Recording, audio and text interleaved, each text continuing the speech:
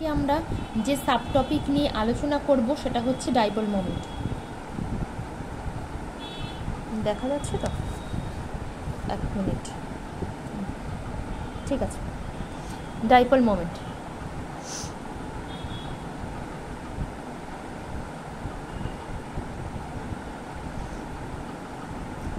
Dipole moment আমরা তো জানি। এখানে আমি ভীষণ বেসিক থেকে বলবো না, কারণ যে ভিডিও যারা দেখছেন সবাই জানেন এই ডাইপোল মোমেন্ট এর থেকে এই দিকে হয় কেন, কারণ এর থেকে এটা বেশি ইলেকট্রোনেগেটিভ। সুতরাং এইগুলো বলে তো সময় নষ্ট করাটা ঠিক হবে না, আর সেটা আমি করবো না, ঠিক আছে। তাহলে আমাকে বেসিক জিনিস থেকে, বেসিক হচ্ছে ডাইপোল মোমেন্টে আমরা কি নির্ণয় করতে পারি। আমার বেসিক হচ্ছে এইখান থেকে শুরু হবে যে ডাইপোল মোমেন্টে আমরা কি নির্ণয়ের জন্য। এখানে হচ্ছে percentage of ionic character in a covalent compound. এর থেকে আমরা কি নির্ণয় করতে পারি? পার্সেন্টেজ অফ আয়নিক ক্যারেক্টার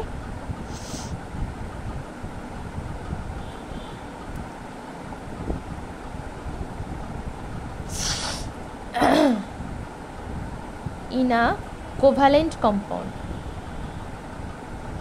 আমরা কিন্তু উল্টোটাও করেছিলাম, কোভ্যালেন্টের মধ্যে কতটা আয়নিক আছে করেছিলাম, কিন্তু না আয়নিকের মধ্যে কতটা কোভ্যালেন্ট আছে, হ্যাঁ সেটা আমরা ফ্যাজান্স রুলে পড়েছিলাম। আর এটা হচ্ছে তার উল্টো, এটা হচ্ছে পার্সেন্টেজ অফ আয়নিক আছে কতটা কোভ্যালেন্টের মধ্যে। দুটো কিন্তু একে অপরের অপোজিট কিন্তু, ঠিক আছে। কোভ্যালেন্ট কম্পাউন্ড,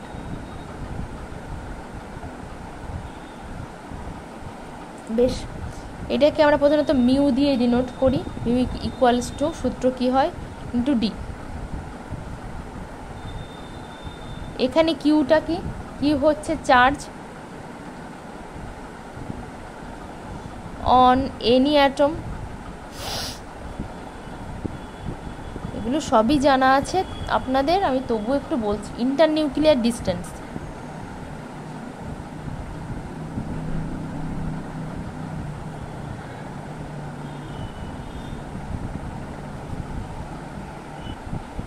এবার আমাকে এইখান থেকে যদি কেউ এই সূত্রটা থেকে যদি আমাকে কোনটি বেশি পোলার, কোন কম্পাউন্ডটা সেটা নির্ণয় করতে দেয়, তাহলে আমি কিভাবে করব? হুইচ ইজ মোর পোলার। এর শর্টকাটও আছে, এই প্রশ্নটার শর্টকাটও কিভাবে উত্তর করা যায় সেটাও আমাদের জানা থাকা উচিত। সেটা হচ্ছে ইলেকট্রোনেগেটিভিটি ডিফারেন্স দিয়ে আগে যেটা প্রসিডিওর, সেই প্রসিডিওরটা আগে বলে দিই। হুইচ ইজ মোর পোলার, এটা তো ডাইপোল মোমেন্টেরই প্রশ্ন। HF দিলাম, HCl, HBr, HI, which is more polar. তাহলে আমাকে এই মিউটা নির্ণয় করতে দিয়েছে, তাহলে আমাকে একবার কিউ দেখতে হবে আর একবার কিউ আর একবার ডি দেখতে হবে। কিউটা হচ্ছে চার্জ, ডি হচ্ছে ইন্টারনিউক্লিয়ার ডিস্টেন্স।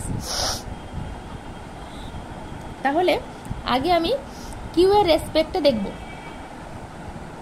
কিউ এর রেসপেক্টে যখনই আমি, শরীরটা ভালো নয়, কিউ এর রেসপেক্টে যখনই আমি দেখব, তখনই কিন্তু এটাও একটা ছোট অ্যাটম, এটাও একটা ছোট অ্যাটম, দুটোর উপরে যে পরিমাণ চার্জ, এটাও একটা ছোট, এটাও একটা ছোট, এর মানে এটা একটু কম্পারেটিভলি বড়, তারপরে এটা কম্পারেটিভলি আরেকটু বড়, এটা এরকম, এটা কম্পারেটিভলি আরও বড়। তাহলে একই পরিমাণ চার্জ এই দুটোর ভিতরে, একই পরিমাণ এইটা, তারপরে এটা, তারপরে, তাহলে সুতরাং বলতে হবে এটা ছোট জায়গাতে অনেক বেশি পরিমাণ চার্জ রয়েছে। তাহলে চার্জের দিক থেকে সবার আগে, তারপরে, কারণ এটা এই সেম পরিমাণ চার্জ তো বড় জায়গার উপরে রয়েছে, তাই তো। তাহলে অবভিয়াসলি সেটা কম হবে, এফেক্টটা কম পড়বে। তাহলে চার্জ ফ্যাক্টরের দিক থেকে কিন্তু HF এগিয়ে রয়েছে, মোর পোলার, তারপরে HCl মোর পোলার, তারপরে HBr মোর পোলার, তারপরে HI হচ্ছে মোর পোলার। এবার আমি যদি ডিস্টেন্স ফ্যাক্টরের দিক থেকে দেখি, ইন্টারনিউক্লিয়ার ডিস্টেন্স, তাহলে একদম দেখাই যাচ্ছে যে বেশি বড় তার ইন্টারনিউক্লিয়ার ডিস্টেন্স সব থেকে বেশি। সেই দিক থেকে দেখতে গেলে এ কিন্তু মোর পোলার, তারপর এটা। তাহলে কি হলো, সেখানে HI সবার আগে যাবে, তারপরে HBr যাবে, তারপরে HCl যাবে, তারপরে HF যাবে। যখন এই রকম কোনো আমি দ্বন্দ্বের ভিতরে পড়ে যাব, তখন এই দুটোর ভিতরে সবসময় আমরা চার্জ ফ্যাক্টরটাকে প্রায়োরিটি দেব। আগেও একটা কোন জায়গায় আমি বিষয়টা বলেছি তাহলে এর উত্তর হয়ে যাবে কিন্তু HF সবার আগে, তারপরে HCl, তারপরে HBr, তারপরে হয়ে যাবে HI। আমি যদি এত কিছু না করে আসতাম তাও কিন্তু এটাকে দেখেই আমার উত্তরটা ঠোঁটের আঁকায় হয়ে যাওয়া উচিত ছিল। কারণ হচ্ছে ইলেকট্রোনেগেটিভিটি ডিফারেন্স দেখে পোলার কখন হয়, ইলেকট্রোনেগেটিভিটি ডিফারেন্স যত বেশি সে তত বেশি পোলার, ঠিক আছে। তাহলে কিন্তু এরপর থেকে আমি এই ধরনের প্রশ্ন পেলে এই সমস্ত ঝামেলায় না গিয়ে দেখব ইলেকট্রোনেগেটিভিটির ডিফারেন্সটা যার বেশি হবে সে কিন্তু সব থেকে বেশি পোলার, তারপরে যার সে একটু কম পোলার, তারপরে যার সে একটু কম পোলার, এইভাবে কিন্তু চলতে থাকবে, ঠিক আছে। ডাইপোল মোমেন্টে আমি কিন্তু এই ধরনের জিনিস দেখাচ্ছি না। আমরা সবাই কম বেশি যারা ভিডিওটা দেখছি, যারা পরীক্ষা দেব, তারা সবাই জানি কোনটা পোলার, কোনটা কম, মানে কোনটা ইলেকট্রোনেগেটিভিটি বেশি, কোনটার কম। আমরা হয়তো এক্স্যাক্ট ভ্যালুটা জানি না, কিন্তু আমরা কিন্তু মোটামুটি আমাদের চোখে সব চেনা যে কোনটা একটু বেশি ইলেকট্রোনেগেটিভ, কোনটা কম। সেই যে বেশি ইলেকট্রোনেগেটিভ তার দিকেই কিন্তু অ্যারোটা হয়। এটা হচ্ছে তার সূত্র দিয়ে কিন্তু আমরা এই রকমভাবে কিন্তু পোলার কোনটা সেটা কিন্তু আমরা দেখতে পারি। এবার কিছু একেবারে যার ডাইপোল মোমেন্ট শূন্য সেরকম কিছু, যেমন CO2, তো আমাদের জানাই আছে যে ডাইপোল মোমেন্ট শূন্য হয়ে যায়। কেন শূন্য হয়? এই দিকে চলে যায় আর এরটা এই দিকে চলে, একে অপরকে ক্যান্সেল আউট করে দেয়। কিংবা C2H2, আমি জাস্ট কিছু এক্সাম্পল দিচ্ছি, এগুলো সবই আপনাদের জানা, আমি ধরেই নিচ্ছি সবই আপনাদের জানা, তবুও জাস্ট একটু একেবারে না বললে কেমন দেখায় সেটাই।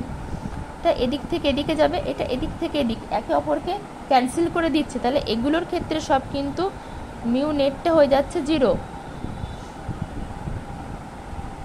একইভাবে BeCl2, এটাও একটা লিনিয়ার কম্পাউন্ড, বি এটা এখানে মাঝখানে থাকে, Cl দুপাশে থাকে, তাহলেও কিন্তু এরা একে অপরকে ক্যান্সেল আউট করে দেয়, মিউ নেট ইকুয়ালস টু 0 আসে। এত সহজ হয়তো প্রশ্নগুলো আসবে না, তবুও জাস্ট মিউ নেট কোন কোন কম্পাউন্ডের ক্ষেত্রে 0 হয় সেগুলো জাস্ট দেখিয়ে দিলাম। আরও কিছু কম্পাউন্ড, এটা হচ্ছে শুধুমাত্র লিনিয়ার, যাদের ক্ষেত্রে 0 হয়।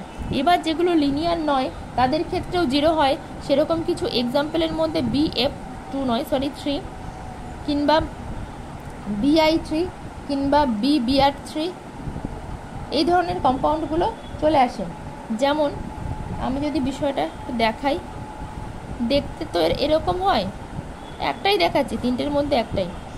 এর এই দিকে নেট চলে যাবে, এটার এই দিকে চলে আসবে, এটার এই দিকে, ঠিক আছে। তাহলে আলটিমেট এই দুটো নেটটা এই দিকে, কিন্তু এই দুটো নেটটা হচ্ছে এই দিকে ভর করে, তাই তো। তাহলে এটার ঠিক অপোজিট, সুতরাং এখানেও কিন্তু মিউ নেটটা হয়ে যায় 0। একইভাবে 3 নাম্বার একটা কম্পাউন্ড মনে হলো, হ্যাঁ SO3, ওরও কিন্তু মিউ নেট হয়ে যায় 0। BF3-র মতোই একই রকম মিউ নেটটা হয়ে যায়, সরি এই দুটো নেট ডাইপোল মোমেন্টটা নিচের দিকে ভর করে, তাহলে একে অপরকে ক্যান্সেল আউট করে, এখানেও মিউ নেটটা হয়ে যায় 0। কিন্তু একটুখানি 4 নাম্বার দিয়ে আর একটা একটুখানি দেখিয়ে দিই, ধরে নিলাম আমি, আর একটা লোন পেয়ার আছে, তখন কিন্তু কখনোই মিউ নেটটা 0 হবে না, নট ইকুয়ালস টু 0 হবে। তার কারণ কি, এটা এদিকে গেল, এটা এদিকে গেল, এদিকে গেল, মেনে নিলাম এটাও যেদিকে লোন পেয়ার থাকে সেই দিকেই সবসময় ডাইপোল মোমেন্টটা শিফট করে, ধরলাম এটা পরস্পরের অপোজিট, কিন্তু এই দুটোর যে মানে ভ্যালুটা সেটা কখনোই এর ভ্যালুর সঙ্গে সমান নয়। একই অ্যাটম না থাকলে তো সমান হবে না। লোন পেয়ারের জন্য যে ডাইপোল মোমেন্টটা এদিকে ভর করছে, দুটো অক্সিজেনের কারণে সেই ডাইপোল মোমেন্টটা একে অপরকে ক্যান্সেল হয়তো করে না, মানে 0.5 হলেও তো বেঁচে থাকে কিছু। ডাইপোল মোমেন্ট এখানে কিন্তু শূন্য হয় না, এটা কিন্তু একটা পোলার কম্পাউন্ড, ঠিক আছে। ডাইপোল মোমেন্ট আছে মানে বেঁচে আছে, মানে সেটা হয়ে যাবে কি পোলার কম্পাউন্ড। বাকি যতগুলো আমরা করলাম সবই হয়ে যাচ্ছে নন পোলার কম্পাউন্ড, ঠিক আছে। বেশ, এইগুলো মোটামুটি জানলেই হবে। আচ্ছা আচ্ছা আচ্ছা আচ্ছা বেশ বেশ বেশ, ওখানে আমি 4 পর্যন্ত করেছি, 5-এ একটা মনে হলো, 5-এ একটা জিনিস লিখে যে, যেমন হচ্ছে PCl5 এরকম একটা কম্পাউন্ড দিয়ে আপনাদের হয়তো জিজ্ঞাসা করলো যে এটা পোলার কম্পাউন্ড না নন পোলার কম্পাউন্ড। তখন আমাকে কি, প্রথমে আমরা এর জেড ভ্যালু আমরা নির্ণয় করতে শিখেছি তো। জেড মানে কি, হাইব্রিডাইজেশনকে বোঝাচ্ছি। তাহলে জেড ভ্যালু আগে বাই 2টা লিখে নিলাম। ফসফরাসের 5 হবে বাইরের কক্ষে। এটা করতে করতে হয়ে যাবে, আস্তে আস্তে করতে করতে আপনারাই বুঝে যাবেন যে কতটা। মনোভ্যালেন্ট মানে 5, 5 আছে মানে 5, কত হয়ে গেল তাহলে 5। 5 মানে কি হওয়া উচিত, টিবিপি, ট্রাইগোনাল বাইপিরামিড। মনে পড়ছে? আগের দিনের ক্লাসেই কিন্তু করিয়েছি, এটা। এই হচ্ছে শেপ হবে, তাই তো? এটা এর শেপ হবে। তাহলে এইবারে যদি এটা এর শেপ হয়, তাহলে এটার ভর করছে এই দিকে, এটার এই দিকে, তাহলে নিটটা ভর করছে এই দিকে, এর জন্য একটা ভর করছে এই দিকে, এদিকে একটা ভর করছে, এদিকে একটা, মানে সব দিক থেকে সবাইকে ক্যান্সেল আউট করে মিউনিট এই ধরনের কম্পাউন্ডের ক্ষেত্রেও কিন্তু 0 হয়ে যায়। ঠিক আছে? আচ্ছা বেশ। আচ্ছা 6-এ আরও একটা দেখাই। এগুলো সবই আপনাদের হয়তো জানা, তবুও জাস্ট আমি একটু বলে দিচ্ছি। তাহলে এই ধরনের কোনো কম্পাউন্ড পোলার কি নন পোলার জানার জন্য আগে শেপটাকে নির্ণয় করে নিতে হবে। শেপটা কিভাবে বার করতে হয় সেটা আমরা আগের প্রচুর ভিডিওতে দেখিয়েছি। আগে হাইব্রিডাইজেশন দিয়ে দেখে নিতে হবে যে কত বেরোচ্ছে, তারপরে দেখতে হবে সে এই 5-এর সঙ্গে, এখানে যদি 4 থাকতো তাহলে আমি বুঝতে পারি একটা লোন পেয়ার আছে। ঠিক আছে? সেই অনুযায়ী আমরা শেপটাকে ড্র করতাম। শেপটা ড্র করার পরে ডাইপোল মোমেন্ট কে কোন দিকে যাচ্ছে সব কিছু দেখে নিয়ে কে কাকে ক্যান্সেল আউট করছে, পুরোপুরি যদি সবাইকে ক্যান্সেল আউট করে তাহলে 0 হয়ে যায়, তাহলে নন পোলার। আর যদি দেখা যায় না পুরোপুরি সবাইকে ক্যান্সেল আউট করতে পারছে না, তাহলে বুঝতে হবে সেটা একটা পোলার। এবার আরও একটা আমি এক্সাম্পল দিই, যেমন SF6 এর ক্ষেত্রে যদি আমাকে বার করতে দেয়, তাহলে প্রথমেই আমাকে কি করা উচিত, প্রথমে আমাকে জেডটাকে বার করে নেব। জেড বার করে নিলে 6 হয় বাইরের পক্ষে, প্লাস 6 রয়েছে, তাহলে কি হবে, তাহলে 6 মানে অক্টাহেড্রাল, এটা বুঝতে পারছি। এই 6 মানে অক্টাহেড্রাল, এটাও আমাদের একদম মানে মুখস্থই রাখতে হবে। আমি বলেছি যে ভিএসিপি আর থিওরির ওই ছকটা পুরো যাতে আমাদের কণ্ঠস্থ থাকে। ঠিক আছে? আমি এই শেপটা পর্যন্ত আমাকে তো বানাতে জানতে হবে, তারপরে তো সব কিছু করবো। দেখুন সবাইকে, এটার নিট এদিকে হবে, এর নিট এদিকে হবে, এর নিট এদিকে, এর নিট এদিকে, এটাও কিন্তু মিউ নেট ইকুয়ালস টু 0। সবাইকে কিন্তু এক্ষেত্রেও কিন্তু ক্যান্সেল আউট করে দেয়। ঠিক আছে? আচ্ছা বেশ, আর দুটো একটা এক্সাম্পল দিয়েই আমি ক্যালকুলেশনে চলে যাব। ঠিক আছে? যদি এইরকম একটা কম্পাউন্ড আমরা হাতের কাছে পাই এবং জিজ্ঞাসা করা হয় এটা পোলার না নন পোলার কম্পাউন্ড, একই প্রসিডিওর আমি আগে জেড দিয়ে বার করে নিই যে শেপটা কেমন হবে, তাই তো? বাই 2 মানে 8 হওয়া উচিত, প্লাস 2 10, মানে 5 টিবিপি। ঠিক আছে? চলুন আমরা টিবিপি স্ট্রাকচারটা করে নিই। জেনন মাঝখানে রাখবো, 5 আছে, এখানে 2 আছে, তাহলে কি হওয়া উচিত, তাহলে 3টে হবে লোন পেয়ার সবসময় টিবিপি স্ট্রাকচারের ক্ষেত্রে অ্যাক্সিয়াল পজিশনে থাকতেই বেশি ভালোবাসে। এটা একটা ফ্লোরিন, এটা একটা ফ্লোরিন, তাহলে কিন্তু এর দেখতে একটা লিনিয়ার লাগছে। এইদিকে একটা ক্যান্সেল আউট, এদিকে একটা ক্যান্সেল আউট, এদিকে একটা ক্যান্সেল আউট, এদিকে একটা ক্যান্সেল আউট, তাহলে কিন্তু এরও মিউনিটটা হয়ে যাচ্ছে 0। এবার আমি ধরলাম আমাকে এরকম একটা কম্পাউন্ড দিয়েছে XCF4 টাইপ, তাহলে কি হবে, বিষয় সেই একই। আবার আমরা জেড দিয়ে 8 যুক্ত 4 বাই 2 12, তাহলে 6 অক্টাহেড্রাল কম্পাউন্ড।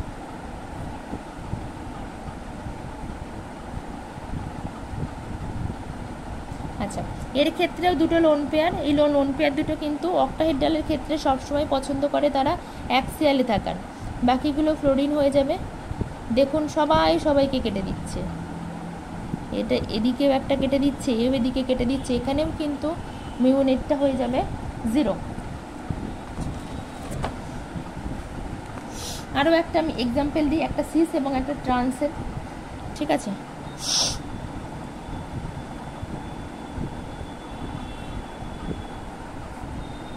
হয়তো বা এখান থেকেও পরীক্ষাতে কিছু আসবে না, কারণ এখান থেকে সেরকম আমি পরীক্ষাতে কখনো আসতে দেখিনি। যদি আসে তাহলে ওই পোলার কিংবা নন পোলার কোনটা সেগুলো আসে, এবং সেগুলো আপনারা পারবেন ম্যাক্সিমামই। তাহলে এর ক্ষেত্রে কি হবে, এই দিকে যাবে এর ক্ষেত্রে এই দিকে যাবে, এর ক্ষেত্রে এই দিকে আসবে, ক্ষেত্রে এই দিকে যাবে। দেখুন সবাইকে কেটে কুটে দিচ্ছে, তাহলে মিউ নেট হয়ে যাচ্ছে 0। কিন্তু এটার ক্ষেত্রে কি হবে, এই দিকে তাহলে একটা এর থাকছে, তাহলে সবাই মিলে দেখুন ওই দিকটাতেই বাড়িয়ে দিচ্ছে, তাহলে এখানে মিউ নেটটা নট ইকুয়ালস টু 0। সুতরাং এটা হচ্ছে পোলার কম্পাউন্ড। ঠিক আছে, এই ধরনের জিনিসগুলো আসতে পারে। তাহলে এইখান থেকেও একটা জিনিস আমরা, এটা তো কি ছিল, এটা ট্রান্স কম্পাউন্ড ছিল, আর এটা হচ্ছে সিস কম্পাউন্ড ছিল, সিস। এখান থেকে একটা জিনিস বলা যেতে পারে যে dipole moment of cis compound always greater than trans compound. এটা কিন্তু মনে রাখতে হবে।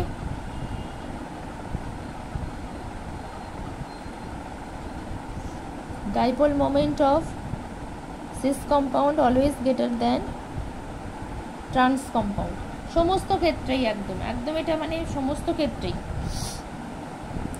ঠিক আছে, আচ্ছা এরপরে দেখি আমি আর একটা অন্য ধরনের একটু এক্সাম্পল দিই, মানে অ্যারোমেটিক টাইপ। এখানে সিএল সিএল সিএল এগুলো আমরা সেই বিএসসি থেকে প্রায় পড়ে আসছি, তাই না? আপনাদের হয়তো মানে জিনিসগুলো হয়তো টুকটাক ভুলে গেছেন, কিন্তু বিএসসি থেকে পড়তে পড়তে আমাদের এমন হয়ে গেছে জিনিসগুলো কিন্তু কমন আমাদের কাছে, তাই না? মানে দেখে মনে হচ্ছে এটা আমি জানি। এবার হচ্ছে কোনটার মিউনেট 0 হবে, কোনটার হবে না, সেটা নির্ণয় করলে আমরা তো পোলার নন পোলার এটা তো দেখেই বোঝা যাচ্ছে একদম এই দিকে মানে এ থাকছে। সুতরাং এটা মিউনেট নট ইকুয়ালস টু 0 এটার ক্ষেত্রে। এটার ক্ষেত্রে কি হবে, এটার ক্ষেত্রে কি হবে, মিউনেট কি নট ইকুয়ালস টু হয়ে যাবে, মিউনেট ইকুয়ালস টু 0 হবে। ভেবে বলবেন এটা। আপাত দৃষ্টিতে দেখে বলে মনে হচ্ছে যে এদিকে একটা চলে যাবে, এদিকে একটা দিয়ে 0 হয়ে যাবে, কিন্তু আলটিমেট কিন্তু তা নয়। পরে বলছি। এটার ক্ষেত্রে বরঞ্চ কিন্তু এই দিকে এবং এই দিকে গিয়ে এটা কিন্তু মিউনেট হয়ে যাবে 0। আর এটার ক্ষেত্রে কি হবে, এর তো 0 হবেই না, কারণ একটা এইদিকে একটা দিকে মিউনেট থাকছে, নট ইকুয়ালস টু 0। এইটা মেন সমস্যা পাকালো তাহলে এইটা, তাই তো? বাদ বাকিগুলো আমরা সব জানি। এটা হচ্ছে এই যে সিএল গ্রুপগুলো রয়েছে, এই সিএল গ্রুপগুলো কিন্তু সেম প্লেনে নেই। এগুলো যেরকম প্ল্যানার কেন বললাম, 1 2 3 এগুলো সব হচ্ছে sp2, কিন্তু ভেবে দেখুন এ কিন্তু 1 2 3 4, সুতরাং এটা হচ্ছে sp3, এটাও হচ্ছে sp3। সুতরাং এরা দুজন কিন্তু সেম প্লেনে নেই। Chlorine group are not same plane in সাইক্লোহেক্সেনে। এই সাইক্লোহেক্সেনে কিন্তু এরা দুজন সেম প্লেনে থাকে না, সেই জন্যেই কিন্তু মিউনেটটা এর 0 হয় না। এরা দুজন একই প্লেনে আছে, এ দেখা গেল হয়তো উপরের দিকে আছে, এ দেখা গেল নিচের দিকে আছে, মানে একজন উপরের দিকে আর একজন এই খাতার ভিতরের দিকে, সেই জন্যে কিন্তু 0 হলো না। এটা খেয়াল রাখবেন। আমি একবার কিন্তু সেটে এটা দেখেছি, যেটা কিন্তু এসছে পোলার না নন পোলার, এবং এদের সঙ্গে মিশিয়ে দিয়েছে কার ডাইপোল মোমেন্ট বেশি, কার ডাইপোল মোমেন্ট কম। ম্যাক্সিমাম কি করে কিন্তু কনফিউজড হয়ে যায়, এবং সেক্ষেত্রে যখন এটা দেয় তখন এটাকে কিন্তু দেয় না, যার ফলে মানে এটা এটা এটা যখনই বাচ্চারা দেখে তখনই কিন্তু ভুল করে প্রথমেই এটা কিন্তু মিউনেটটা 0 করে দেয়। ঠিক আছে, সেই হিসাবে করে দেয় যে এরই সব থেকে ডাইপোল মোমেন্ট কম।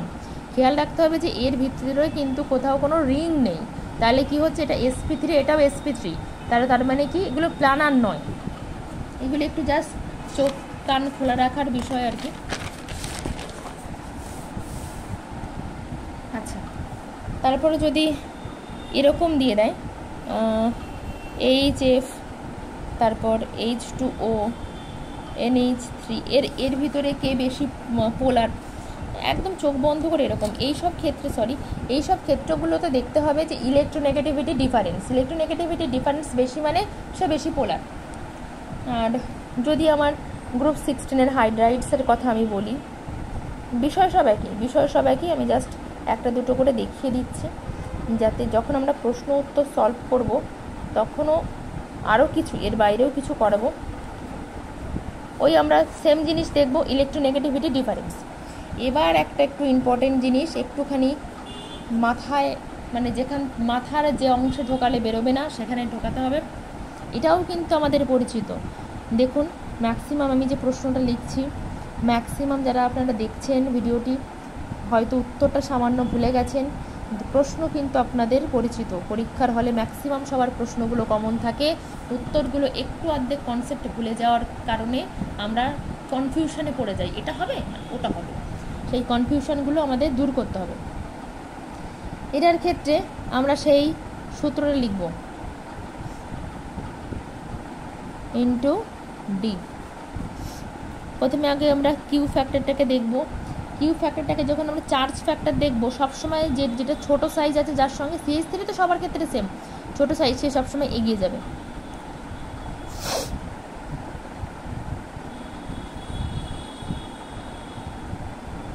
আর CH3I। এবার যখন আমি ডি ফ্যাক্টরটাকে দেখব তখন উল্টো হবে। সেটা কেন, তার আগের একটা প্রশ্ন যখন করাচ্ছিলাম তখনই সেটা বলেছি, ইন্টারনিউক্লিয়ার ডিস্টেন্সটা বাড়ছে, হয়ে গেল। তাহলে আগে আমি বলেছিলাম যে আমরা এরকম কেস হলে আমরা এইটাকে প্রায়োরিটি দেব, ঠিক আছে? কিন্তু এই প্রশ্নের ক্ষেত্রে কিন্তু হবে না। এই প্রশ্নের ক্ষেত্রে আমরা একটু এক্সপেরিমেন্টাল, এটা ওই জন্য মনে রাখতে বলেছি, এক্সপেরিমেন্টাল ভ্যালুর দিকে আমরা খেয়াল রাখবো। এই দুটো তো এইরকম, কিন্তু এক্সপেরিমেন্টাল ভ্যালু বলে যে CH3Cl সবসময় এগিয়ে যায়, CH3Cl সবসময় এগিয়ে যায়, তারপরে CH3F আসে, তারপরে অ্যাজ ইউজুয়াল যেটা হওয়া উচিত CH3, এই জিনিসটা হয়। এর কারণ হিসাবে আমি যেটা বলবো মনে রাখার জন্য, এই যে ক্লোরিন এখান থেকে তো এই দিকে যায়, এই ইলেকট্রনটাও এই দিকে যায়, তো এর ইলেকট্রোনেগেটিভিটি বেশি, তাহলে মানে ইলেকট্রোনেগেটিভিটি বেশি হলে এর কিন্তু ডিফারেন্স বেশি, তারপরেও এগিয়ে গেল। কারণ ফ্লোরিন যে ইলেকট্রনটাকে টানছে, টেনে নিয়ে রাখবে কোথায়, ওর সাইজটাও তো ছোট, রাখার জায়গাটাও ছোট, কিন্তু এই যে টানছে এ কিন্তু রাখারও জায়গা আছে, কারণ এর ডি শেলটা আছে, এর কিন্তু সেটা নেই। সেই জন্যেই এইটা ভেবেই আপনারা মনে রাখবেন যে টানছে কিন্তু রাখার জায়গা নেই, সেই জন্যেই এ টানছে কিন্তু রাখার জায়গা আছে, এ টানছে কিন্তু রাখার জায়গা নেই, সেই জন্যেই এ এগিয়ে যায়, এ পিছিয়ে যায়। এটুকু মনে রাখতে না পারলেও এইটাকে জাস্ট একদম মানে সেই হোমিওপ্যাথি ওষুধ খেয়ে যেরকম জল খেয়ে নিই, কিংবা অ্যালোপ্যাথি ওষুধ খেয়ে যেরকম জল খেয়ে নিই, সেরকম একদম জাস্ট মনে রাখতে হবে। পরীক্ষার হলে কিন্তু এই ছোটো ছোটো কনসেপ্টগুলো খুব একটা কাজ করে না, মাথায় থাকে না, সেই জন্য আমাদের মনে রাখতে হবে। এবার একটা আমি ছোট্ট আরও একটা এক্সাম্পল দিই, যদিও পরীক্ষায় এত সহজ আসবে বলে মনে হয় না, তবু NH3 এবং NF3 দুটোর মধ্যে কে বেশি পোলার, তাহলে আমাকে আগেই আঁকতে হবে ছবিটা, না এঁকে কিছুই করার যাবে না।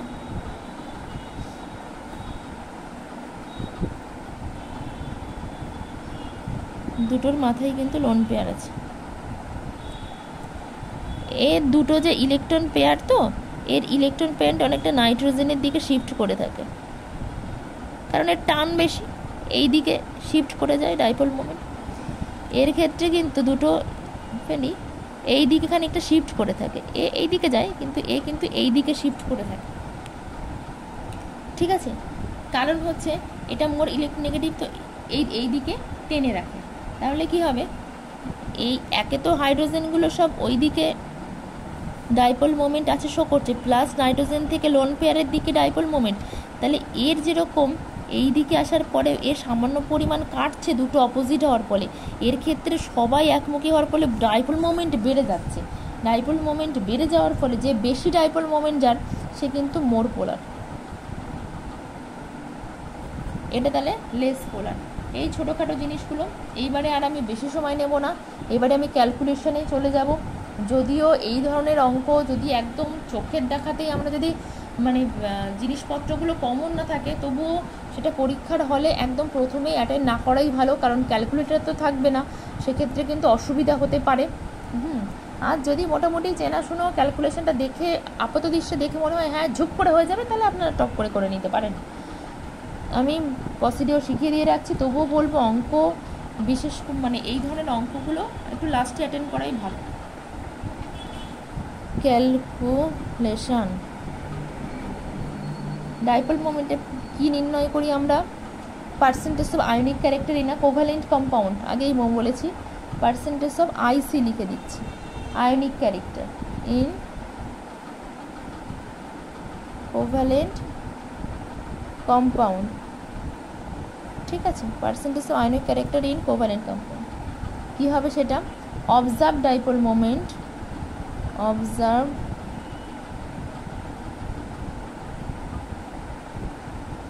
dipole moment by theoretical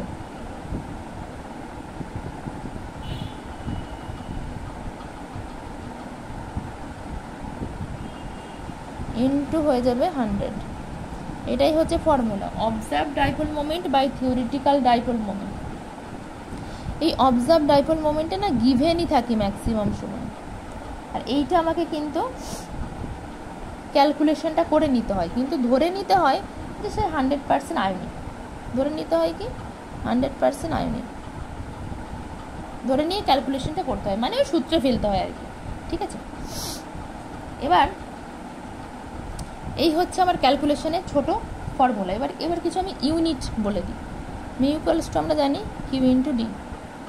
Q হচ্ছে চার্জ, ডি হচ্ছে distance. Charge of electron CHAR, যেগুলো মনে রাখতে হবে, চার্জ অফ ইলেকট্রন। আমি যদি না জানি তাহলে তো এখানে পুট করতে পারবো না, তাহলে তো এইটা বার করতে পারবো না, theoretical dipole moment. Charge of electron কী হয়? 1.6 × 10⁻⁻19 কুলম। এটা তো আমাদের একদম মানে ছোটো টাকায় থাকা উচিত, coulomb C.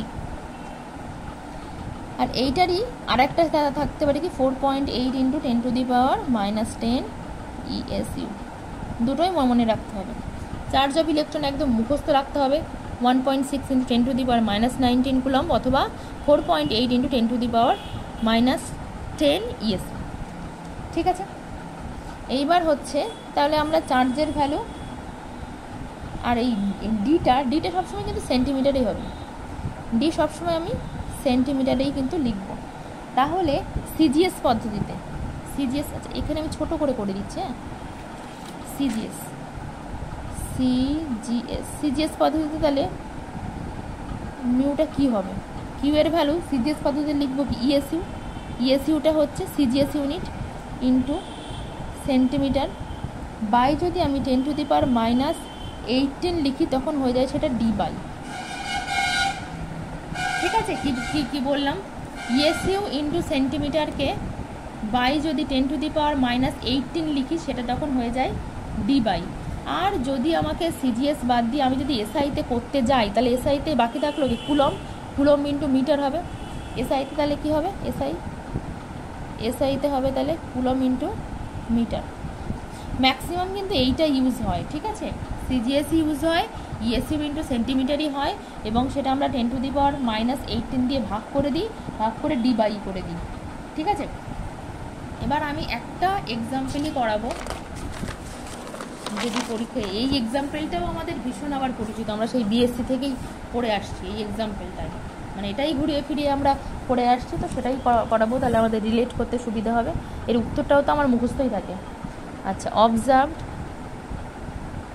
CRVD, observed mu of HCl, mu of HCl is, HCl is এত debye and HCl bond LNG। আচ্ছা, এর মাঝে বলে দিই কিছু আমাদের ইলেকট্রোনেগেটিভিটি কিন্তু মনে রাখতে হবে, সেটা অবশ্য আমি যখন কেমিক্যাল পিরিয়ডিসিটি পড়াবো তখন ওখানেও বলে দেবো। যেমন ফ্লোরিনের ক্ষেত্রে 4, নাইট্রোজেন ক্লোরিনের ক্ষেত্রে কত হয় 3, তার অক্সিজেনের ক্ষেত্রে 3.5, তারপরে হাইড্রোজেনের ক্ষেত্রে 2.1, কার্বন সালফারের ক্ষেত্রে 2.5, মানে আয়োডিনের ক্ষেত্রে 2.8, এরকম মানে এগুলো করতে করতে না হয়ে যাবে। আমি বললাম এখন মনে হলো বলে এগুলো আমি একটা টুক করে ছোটো একটা লিস্টও বানিয়ে দেবো, খুব বেশি না, এরকম 10টার মতো মনে রাখলেই হবে। এক গাদা মনে রেখে আমার মাথা জাম করার কোনো লাভ নেই, ঠিক আছে। Length is 1.275 angstrom. Calculate percentage of IC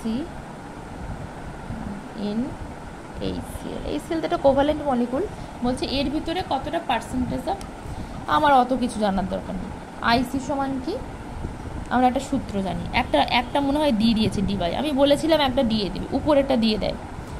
লিখে দিলাম ইন্টু 100 দিয়ে এইটা আমাকে ক্যালকুলেশন করে বার করতে হবে, তাই তো? চলুন বার করে নেওয়া যাক। বার করে নিই আমরা মিউটা, বার করে তো নেব। তার আগে আমরা বলেছিলাম যে সিজিএস ইউনিটে করবো, তাহলে সিজিএস ইউনিট মানে ইএসইউ লিখতে হবে। 4.8 ইন্টু 10⁻⁻10 ইএসইউ বাই একটা কী করতে, এখানে ডিভাই দিয়েছে মানে আমাকে ডিভাইতে নিয়ে আসলে -18 লিখে নিতে হবে, আর সঙ্গে সেন্টিমিটার। এখানে আবার দিয়ে রেখেছে ডিস্টেন্সটা কিসে, লেন্থটা অ্যাংস্ট্রমে। তাহলে 1 অ্যাংস্ট্রম সমান কত হবে, 10⁻⁻8 সেন্টিমিটার।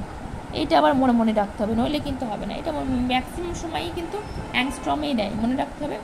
1 অ্যাংস্ট্রম সমান 10⁻⁻8 সেন্টিমিটার লিখে দিলাম, সেটা আমি 10⁻⁻8 সেন্টিমিটার হয়ে গেল আমার ডি বাই এটা যা হবে সেটা এখানে লিখলেই, ক্যালকুলেশন করলে যা বেরোবে সেটাই হচ্ছে আমার উত্তর, তাই তো? এটা কিন্তু বেরোবে ওই 4.8, আচ্ছা এটা হয়ে গেল 18। ও আচ্ছা, আমি তো হেভি রকমের একটা ভুল করেছি, এই জিনিসটাকে লিখেই নি আমি 1.275, ওই জন্য আমি বলছি কী হয়ে যাচ্ছে। হ্যাঁ, তাহলে এটাও -18, এটাও -18 কেটে কুটে গেল, 1.275 ডি বাই। এই জিনিসটাকে তুলে নিয়ে এখানে বসাবো, আইসি বেরিয়ে যাবে। আইসি সমান 103/4.8 ইন্টু 1.275 ইন্টু 100। এই ক্যালকুলেশনটা করে নেবেন। এটা একদম আমি মুখস্থের মতো লিখে দিই 17%।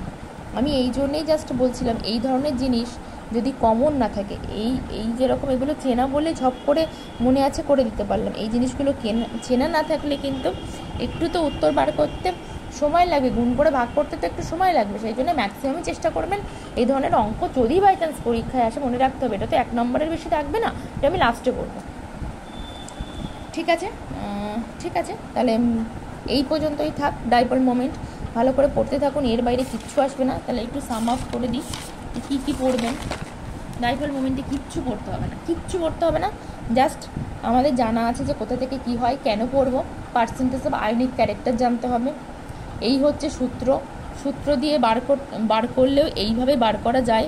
আমরা ওসব চাপে যাব না, আমরা ইলেকট্রোনেগেটিভিটি ডিফারেন্স অ্যাপ্রক্সিমেট কার বেশি জানতে পারলেই সেখান থেকে বলে দেবো কে পোলার কে নন পোলার। এক্ষেত্রে আমি মিউ নেট কার ক্ষেত্রে 0 হয়, কার ক্ষেত্রে হয় না, এগুলো একবার দুবার দেখলেই হয়ে যাবে। এগুলোও সেই তাই দেখিয়েছি, আগে জেড বার করে নিতে হবে, শেপটাকে বার করে নিয়ে ঝটাঝট করতে হবে। এই একটা জিনিস এই ব্যক্তিকে মনে রাখতে হবে, এখানে কিন্তু প্ল্যানার নয়, সেই জন্য কিন্তু ডাইপোল মোমেন্টটা 0 হলো না, মনে রাখতে হবে। আর কি, আর এই একটা জিনিস মনে রাখার মতো বিষয় রয়েছে, ওটা একটু মনে রাখতে হবে। বাদ বাকি এখানে আমি ক্যালকুলেশনটা দেখিয়েছি, ম্যাক্সিমাম আমরা সিজিএস ইউনিটেই করার চেষ্টা করব। সেখানে হচ্ছে ইএসইউ ইন্টু সেন্টিমিটার থাকবে বাই 10⁻⁻18 দিলে। আর মনে রাখতে হবে কি ম্যাক্সিমাম লেন্থটা চলে আসে অ্যাংস্ট্রমে। 1 অ্যাংস্ট্রম সমান কত হয়, 10⁻⁻8 সেন্টিমিটার। বাস এই অঙ্কটা জানা বলে করা গেল, কিন্তু যদি আননোন কিছু অঙ্ক আসে এই ক্যালকুলেশনটা জটিল পটিল হয়ে যায়, সেই জন্য ম্যাক্সিমাম সময় চেষ্টা করতে হবে অঙ্কগুলো আমরা শেষে করব। ভালো থাকুন।